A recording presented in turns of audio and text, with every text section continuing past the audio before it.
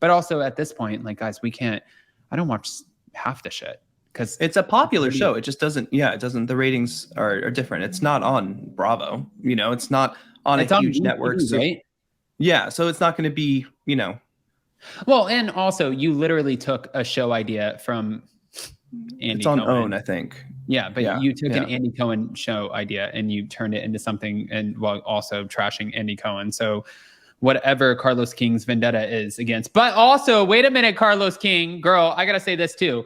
Kandi called your ass out for trying to take her story and her life story with her band and her girl group and trying to sell that shit out from under her. So Kandi doesn't like Carlos King, but you know who does? Nene Leakes. And Nene Leakes did her first sit down sort of tell all with Carlos. Can I play the clip? Please. Here we go. Whenever Kenya came, I was 4 or 5.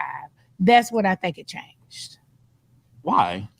I don't know. I think all these things started. So for instance, when me and Lisa and Deshaun and Sheree, all of us started, they were our real husbands and our real boyfriends. Sheree was really married to Bob, and they really were going through a divorce. Deshaun was really married to Eric, and they started to have their issues. Lisa was really with what's his name? Ed Hartwell. I was really with Greg. Kim was really with Big Papa. Our stories were real. Everything we talked about and did was real. When we had disagreements, they were real. We didn't pretend like we had a boyfriend and we didn't have one. I mean, and then I think once Kenya came on the show, I'm not saying that Kenya started it or did it, but I'm saying at that moment, it started to be, let's create our storyline. Well, we didn't create a storyline. We just showed up to work and just was filming and being who we are. They started having boyfriends and they weren't really their boyfriends. And that kind of stuff to me changed the dynamic of the show. To me, if you didn't have a boyfriend, you just didn't have a boyfriend. And that's how it should have been shot. Whenever Kenya came on. I mean, she's, in my opinion, absolutely right. Yeah. Right? No, because we've talked about this multiple times too. It's my big introduction to Housewives was Atlanta, and I used to love it. And there were genuine friendships. There were like real fights, real conversations, real things happening. And that's what made it so unique and so fun to watch. And now I feel like we're always invested into a salacious, scandal or storyline that's invented, created, and then a lot of BS piled on top of it. It's really, what? It's funny that you said invented or created, because it's really like, it's curated.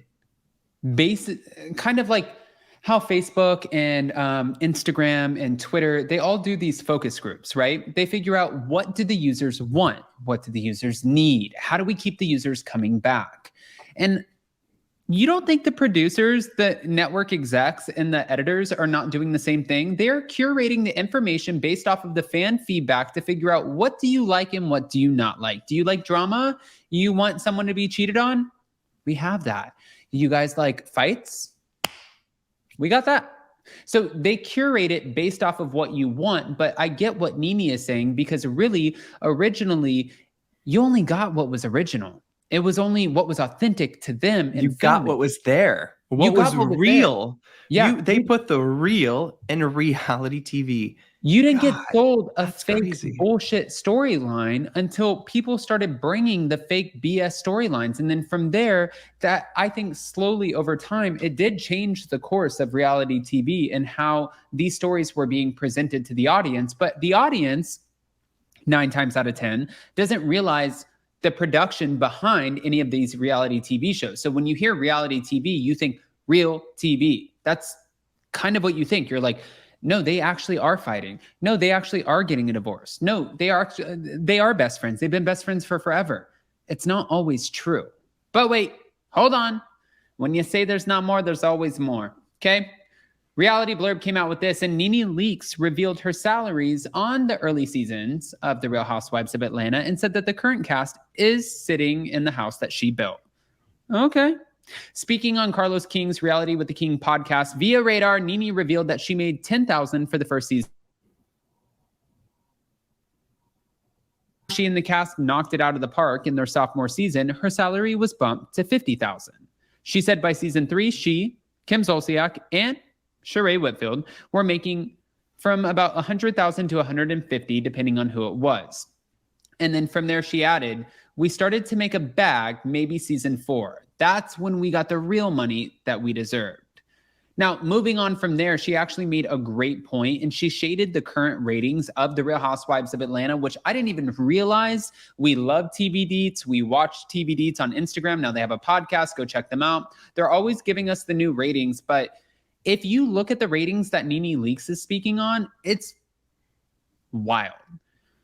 Real Housewives of Atlanta, from the time that Nene started the show, went from 5 million viewers for a opening night, right? Like a premiere night, to close to 500,000. That's it. That's more like the Love and Marriage numbers. And she said, that's a difference, isn't it? Wow, what a big difference. Okay, 5 million. Okay, 500. That's what she said. I mean, it is different. I do have to say, season 1 for any show, it's like the pilot. It's the first season. You're not going to make the money. You have to. The audience has to be invested in you.